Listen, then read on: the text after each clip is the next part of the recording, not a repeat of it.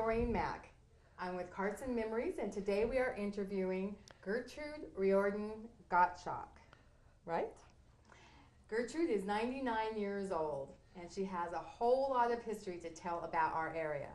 So Gertrude, you grew up in Ely, or in the outskirts of Ely. On a ranch in White River Valley. And your parents sent you to a boarding school. Right. When you were 13. Right. And you stayed there for? 4 years. 4 years. And then you went back to the ranch. Very briefly. You decided that wasn't the place you wanted to be, no. right? And you moved to Carson City, or you got a job here in Carson City. Working for the State Highway Department. Okay. Which is now the Department of Transportation. Right. And that was a breath of fresh air from the ranch-style life that you had back then, huh? It was. And you've gone back to Ely, and that's where you met your husband? No, I was working in Ely for the State Department, the Highway Department, and he came in to have some papers typed up. That's how I met him. And then later I was transferred to Carson City, and he was over here too. Oh. So we saw each other. It was meant to be. You're right. And what was your husband's name? George. George Gottschalk. Right. And you had 2 children? 2 boys. 2 boys. Carrie and Mark. And when you lived here, the first time, I think 1936, you said you were here, this town had 800 people in it, folks. 800 people. And 1 paved street. And 1 paved street. I am learning so much about this street. This was the Highway 50 that ran through Washington, D.C., to Dayton, through Carson, and over King Street, right? Right, over Echo Summit. Yes. Did you take that trip often? Oh, quite frequently. You did? Well, our 2 boys had crossed eyes, and the only person who could take care of them was in Sacramento. So we did a lot of going back and forth to Sacramento. Oh, wow. And you lived in a couple places over here, one being on Westview Avenue and the other one on Circle Drive. Right. And did you stay there throughout your history? I don't know how many years you were in actually living in Carson. Well, I came here in 1936, and outside, my husband had a scholarship at Northwestern University in 1938, so we were gone 9 months back there. And then we came back to Carson, and he was in charge of State Patrol. This was all during the time of the war, too? No. Or this was before? Before the war. Before the war. He was a naval officer during the war, and I saw him very seldom. Yes. 3 years you said he was gone? All right. Those were rough days for everyone. I bet they were. So when he came back, was he a totally different person than who left? Oh, no. He was always the same. Was he? Just a real sweet, loving person. Oh, that's wonderful. We had talked about the Betts housing, and through you I have learned a lot about my past. And you had told me about the 2 Quonset huts that came here that were just horrible. Oh, they were awful. That actually, folks, I lived in one of those when I was a child. Yeah, that was very, very interesting. And you and your husband had a propane business here in town. Yes. After the war, he started a propane business, and it grew to be pretty good sized. We had Dayton and Virginia City and Gardnerville and Minden. We had quite a business going. I imagine, because you were the only ones here. That's right. And how many years did you have the propane company? Well, we didn't start it till after the war was over. So we probably sold it in about 10 years, I think we had it. That you had it. Yes. And was it purchased by a big company or another small? By Southwest Gas bought us out. Oh, they did? Wow. So that was quite a period in time. So you were responsible for getting everybody their gas and keeping them all warm and comfortable, huh? Sending their bills and collecting their money. Oh, yeah, I bet. So at that time, I'm learning about mail service back then too, and it was pretty interesting to see how that went. And the phone company, where they actually had the phones, I think they cranked still, you went through an operator, right? That And we had Maud Kelly. Have you ever heard that name? Maud Kelly. She was the one that answered the phone when you would call, and you'd give the number you wanted, and she'd get it for you. And it was really interesting, and she knew everyone's business in town. I bet she did. And she was a sweet person, though. I remember when our prefix back then was GR2. That was Granite. Yes, Granite too, something, GR2. yeah. You had some very funny stories to share about your first baby that was born, and Gertrude went into labor. And in those days, there was no ambulance and there was no hospital here, so Gertrude took a ride by a hearse to the Reno hospital. How was that trip? Mac McQuiggan was our undertaker, and he had a hearse, and I had to get to the hospital, so I went in the hearse. Did your husband go with you? No, he was up at the lake selling gas. Oh, a scary experience that would have been. But you got there in time to deliver Oh, your yes. child? I think I was there about 5 hours after I got there, but it was coming on. Wow. I heard that Matt was quite a character and taking on all kinds of responsibilities, huh? Oh, he did. He was a wonderful person. He was so good to everybody, and anyone would ask Mac to do something, and he'd do it for you. He was there. Just one of those really nice men.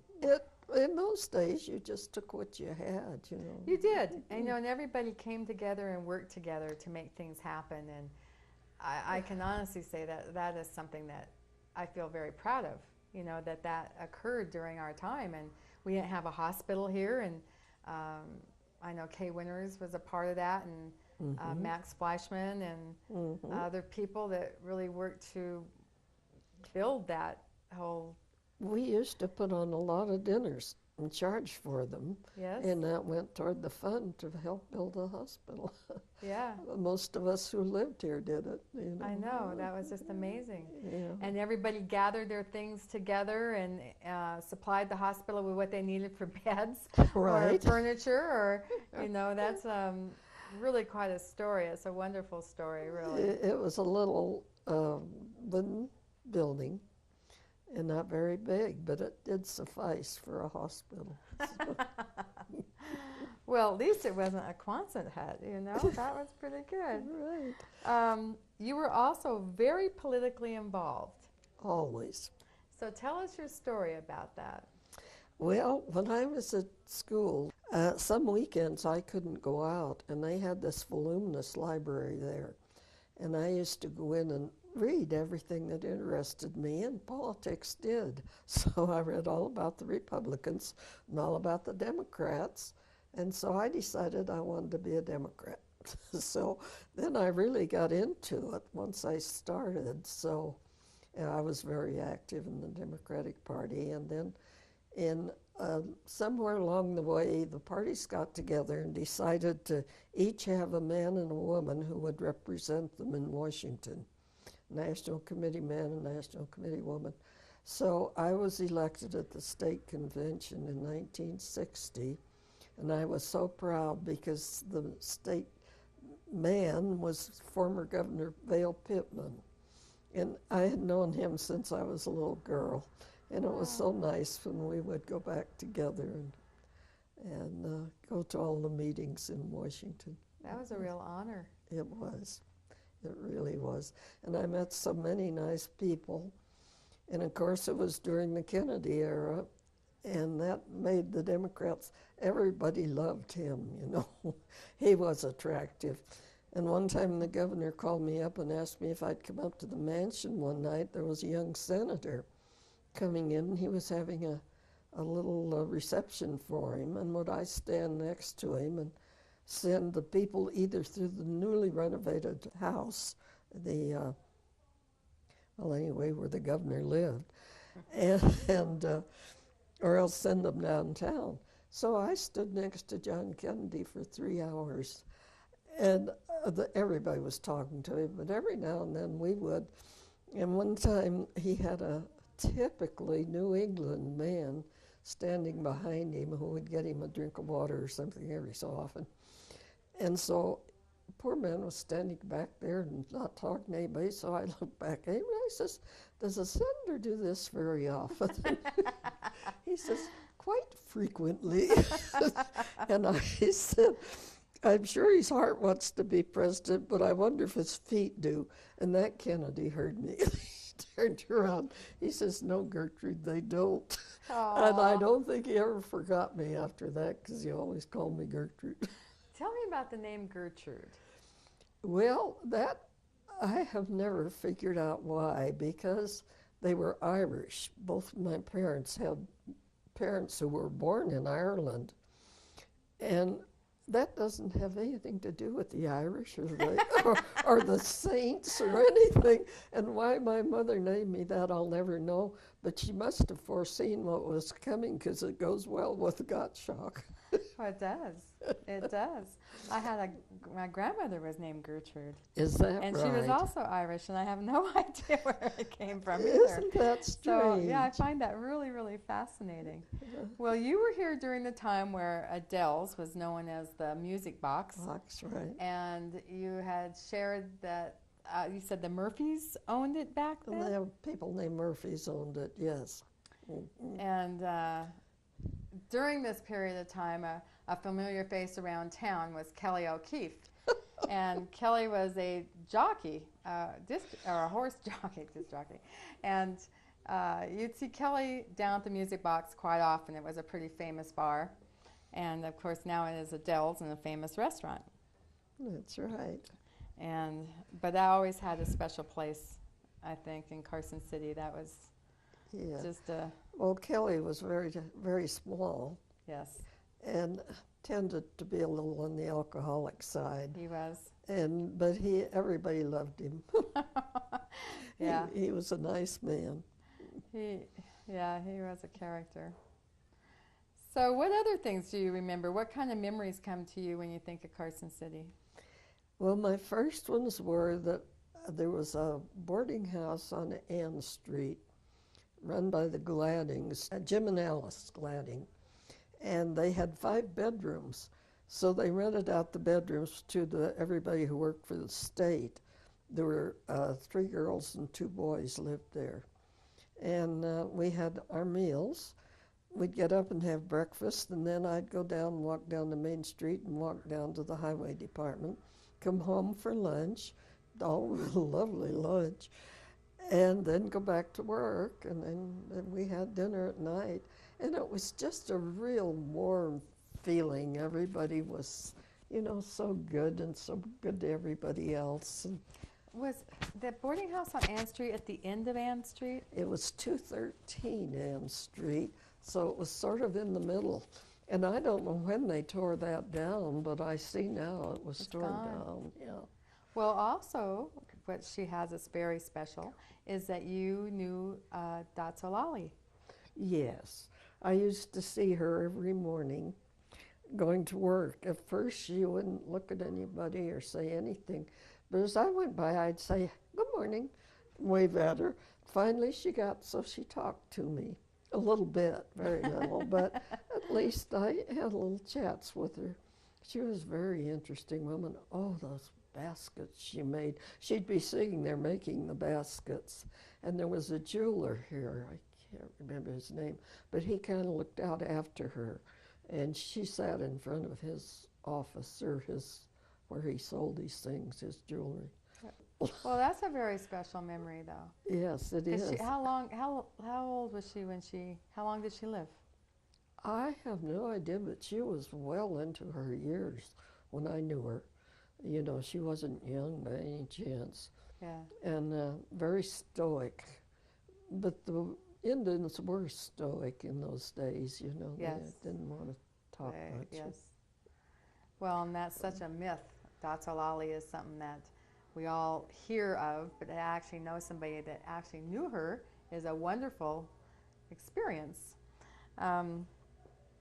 Well, we had shops on our main street back then. Did you have your favorite store that you went to? Yes, it was called Evelyn's, and it was a woman's dress shop. And her next door, I don't think he was her husband, but he was related. Maybe he was her husband. Wilbur had a men's shop there. Yes. And the two shops were right there. And she always had lovely clothes. She was a very good buyer. And so we used to all go there and support her. Yeah, that was great. We hope to get more of those shops in the future. I wish we could, yeah. We will. You'll be, I'm sure, one of their first customers. Yeah. There was also Murdoch. I don't know if Murdoch's, he came later. Much later, Much yes. later. Yes, uh-huh. But he did bring something we needed because we needed another shop with clothes, Right. which he had, so yes. That Now, was good. what did I hear? That Sassafras the Sassafras building was a grocery store? Does that seem right? Yes, Kelly and Lindsay's. Kelly and Lindsay's grocery store in the Sassafras building. Right. And then we had the hardware building where the Secretary of State is now. That was Myers Hardware. George Myers, yes. Yes. Who was quite a character in town, as Yeah. you probably know. Well, I knew Ladd. Oh, did you? Yes. Yes. He He was was a really sweet Oh, guy. he was. He was a great man. Mhm. And then, so we had one grocery store. We had two pharmacies or drugstores. Yes. Kitzmeyer's and Mueller's or I can't remember Muller's. Molars. Muellers. Mm-hmm. Yeah.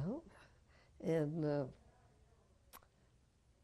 the Cochrans had, I don't know whether they both came, I think they both were in the children's home.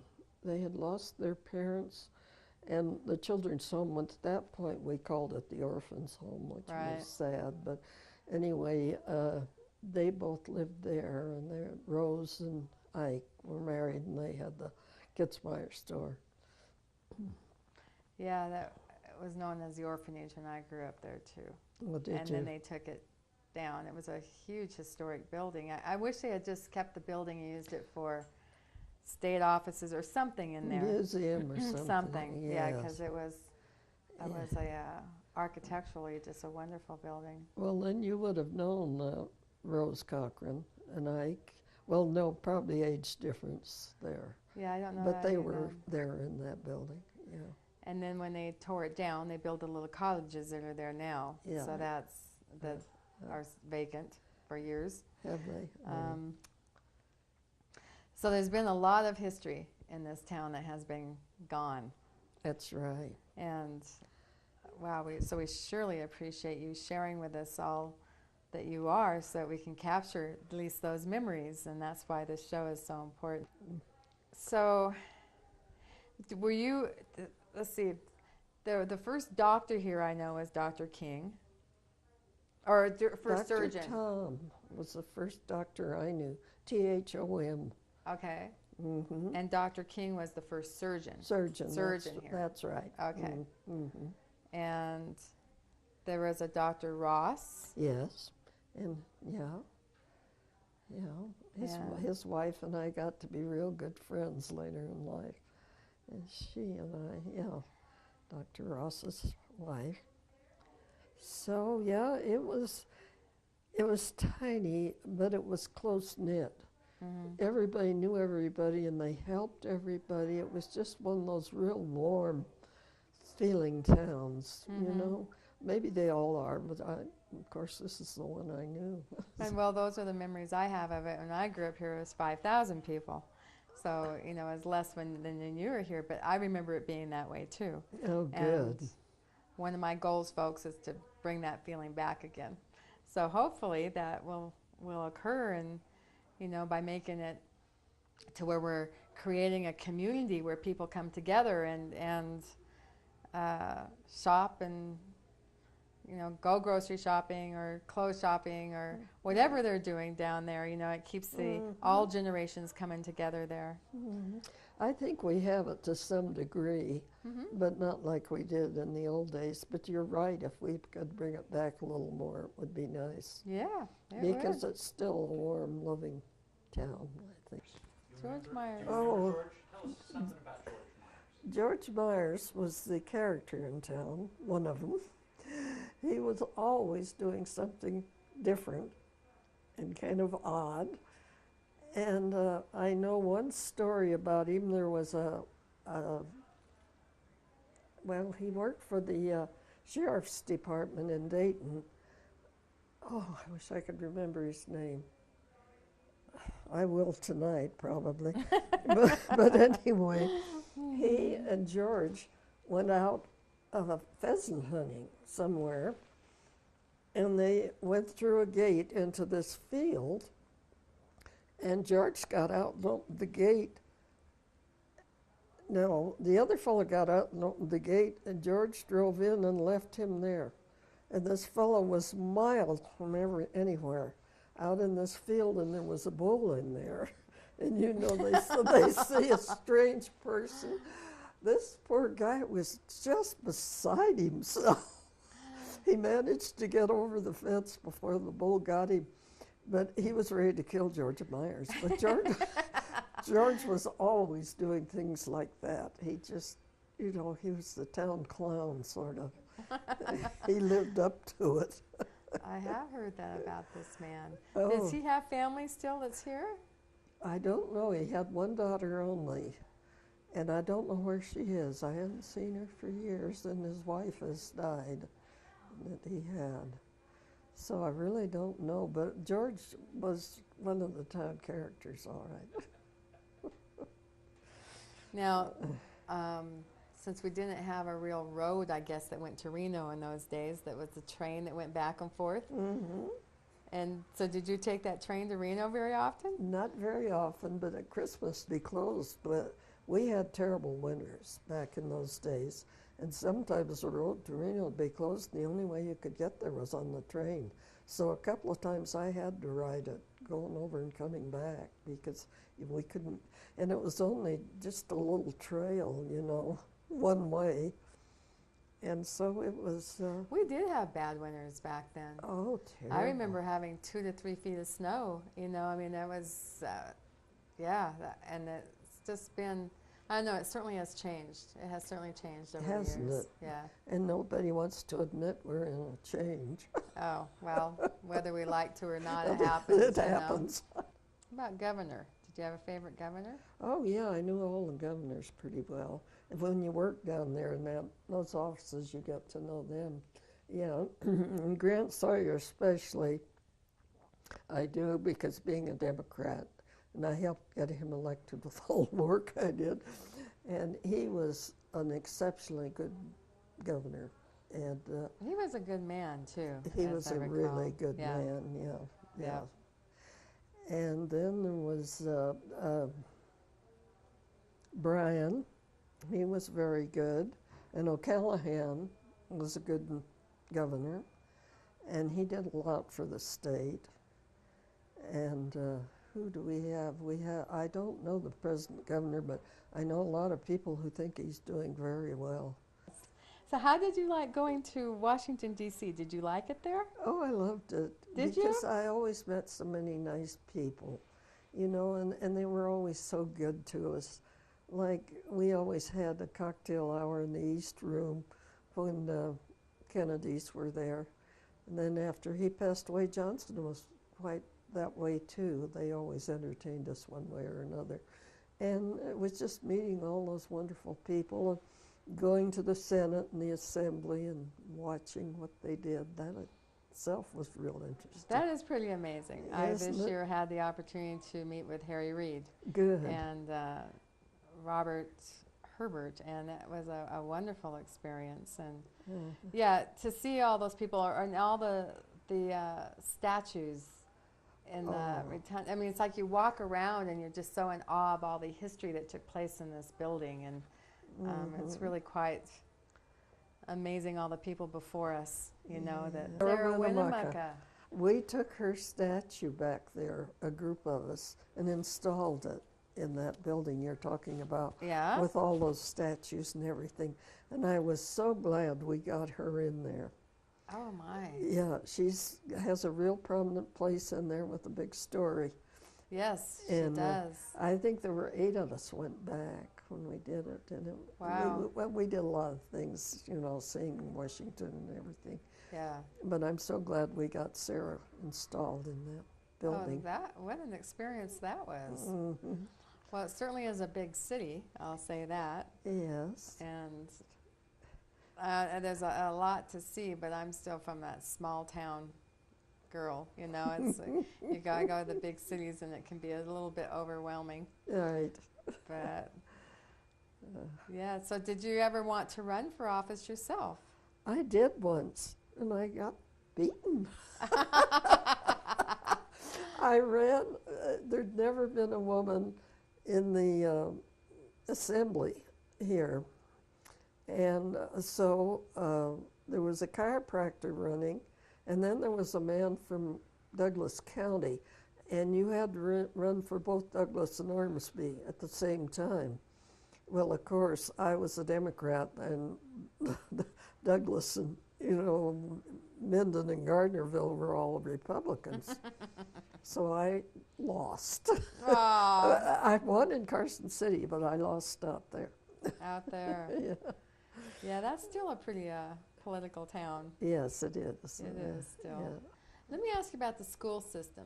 So when your kids were young and they were going to school, before the high school was actually built over on King Street, where was the school? Well, my kids went to the Catholic school. Oh, okay. Because it was close to where we were and all, but the high school was up the street on the other side.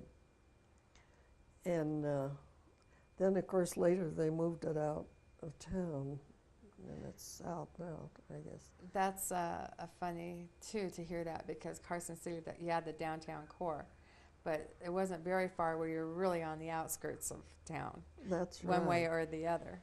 And my grandpa had a house over where Smith's is now, and he was there forever till he passed away. He was 93, I think. Mm-hmm. And that was the outskirts of town.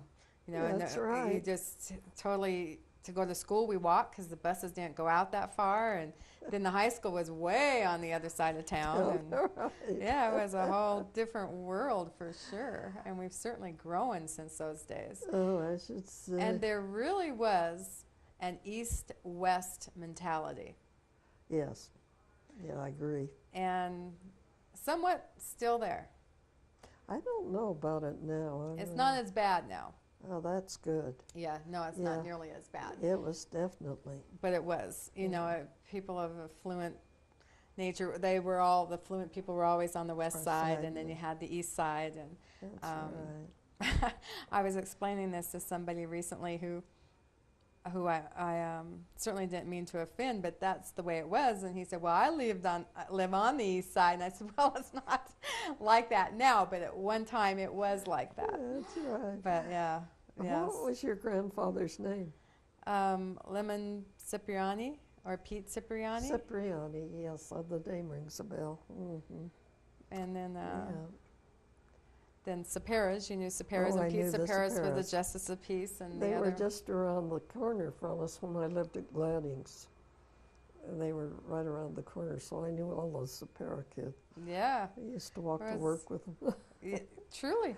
There was a whole slew of them. Everybody was related, like you said, or knew somebody. And there certainly right. wasn't anything that you could do in town that when you walked home that everybody didn't know about it before you walked through the door. That's right. So yeah, it was quite an interesting time for sure. Yeah, it was. But a lot of really good people.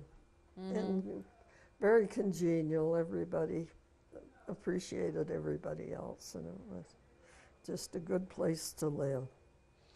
Well, you've certainly been a gift to our community, and you certainly have given back in such ways, and we certainly appreciate you giving us your time and telling us about what you helped create here.